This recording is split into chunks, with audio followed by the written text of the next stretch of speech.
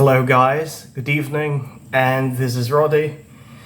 Right now, there is no power, as you can see. There is no light behind me. The only light that I've got here is the one that comes from my other smartphone. So it's a tough situation, but in my opinion, times like these show how determined we really are in learning English. Because you see, it's nowadays it's really easy to just maybe watch YouTube videos, or maybe look for join Facebook groups or websites where there are lots of others who would like to have a little chat in English to talk about very simple topics like shopping and transportation, accommodation, housing, pets, things of that nature. Okay. But then I'm not going to, of course, talk about those what you might call usual things that appear in the IELTS exam, because I'm not an IELTS expert anyway. I'm going to talk about why I feel sad about the fact that lots of people nowadays want to be really good and fluent in English. That's to say, they want some level of mastery in English, but there's a problem that to me doesn't make sense. Because you see, while they say that they want to be really good at English, and by that they really mean a certain level of mastery in English, for example, maybe C1 level,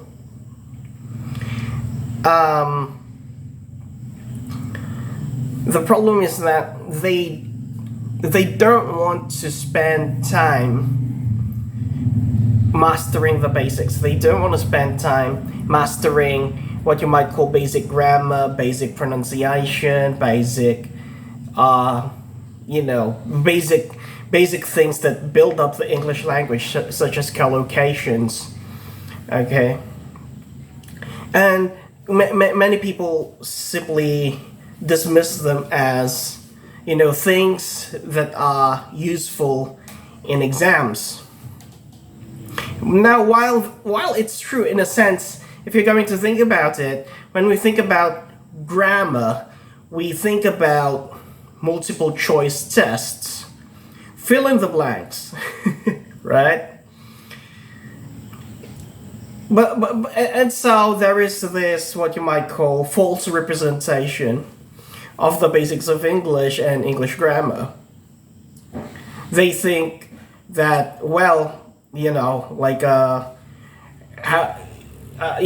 because it's something that I only see in schools and doesn't happen outside of schools or outside learning centers and test taking centers, then I don't want to do it.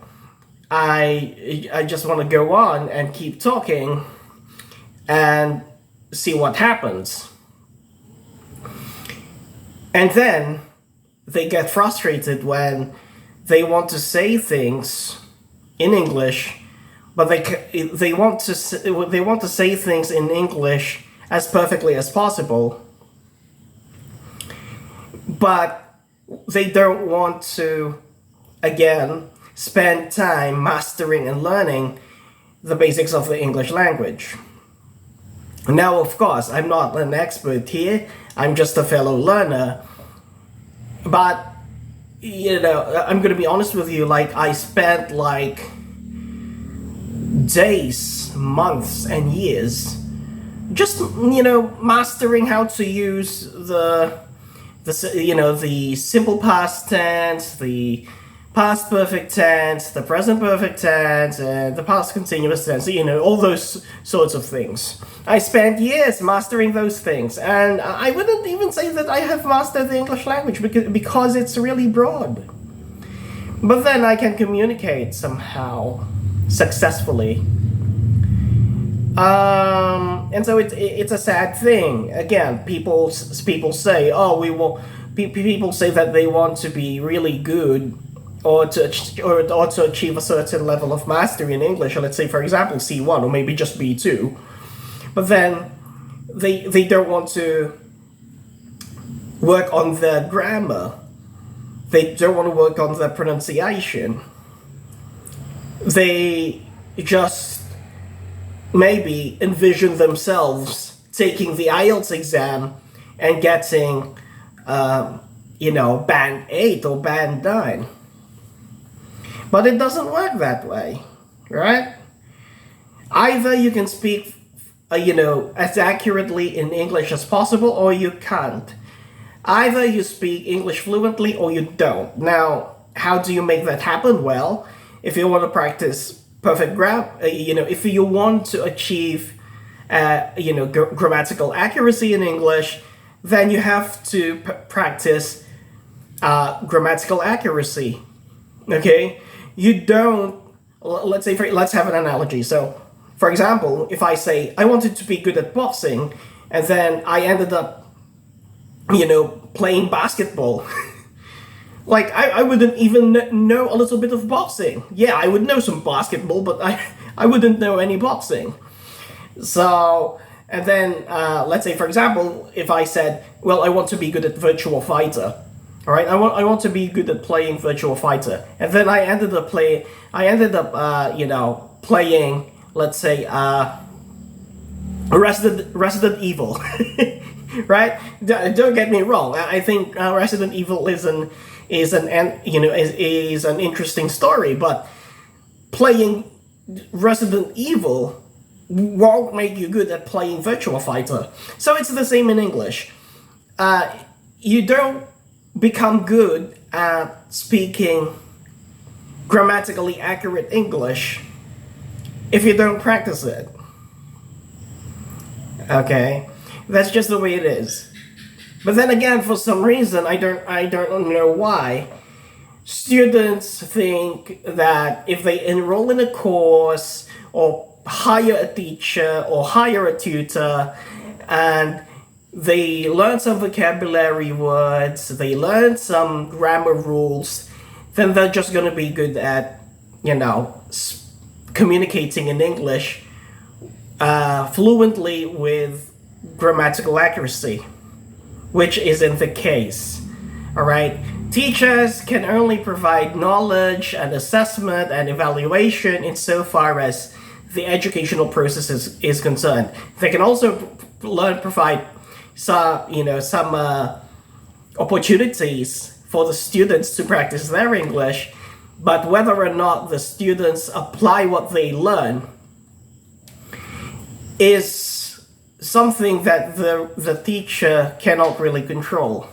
So, for example, if I were in a classroom and I was a teacher, and the students learned grammar from me, I would give them like exercises and then give them like interactive activities where they would have to really speak in English.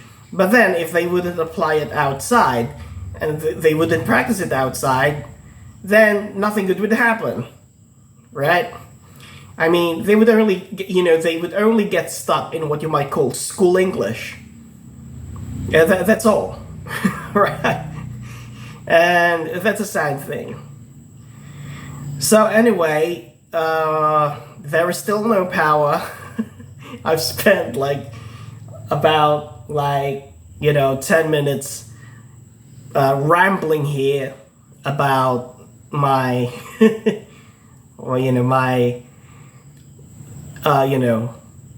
sadness, just a little bit of sadness about, this weird situation that we are in. People say they want to be good at, they want to be good in English, but they don't want to practice good English. It's weird. So thank you very much for listening.